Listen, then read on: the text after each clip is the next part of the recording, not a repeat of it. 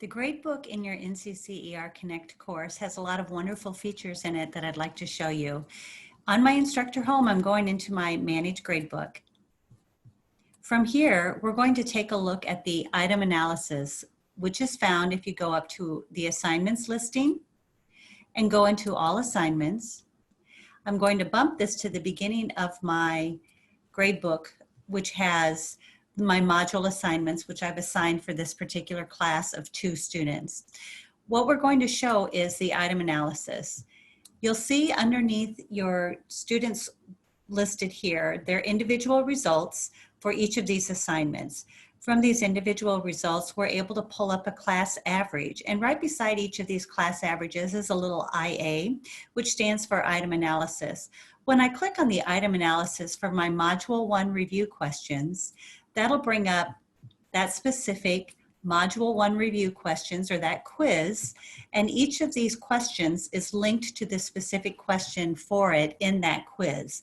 Now, the column that I'm most interested in is my incorrect column.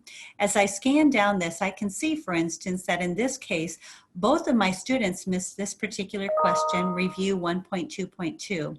I can click on that question and see what that specific question is. This is going to allow me to be able to address any issues where I see a chunk of my students perhaps struggling. In addition to the item analysis in the gradebook, we can also look at performance by module. When I go in here, I'll be able to do a drop down here for my Module 1, which is the one that I've assigned for this particular class. And I can see, for instance, scores in those individual sections that relate to that section. So my areas of concern here perhaps are 15.3, 15.4, 15.5. I can go into any of these areas and see specific information as far as the scores my students earned on questions related to that particular section. In addition, I'm going to go into my gradebook and I could look at my student overview. From here, I'm able to see scores that will be cumulative for instance, all the quizzes my students may have taken in the course so far.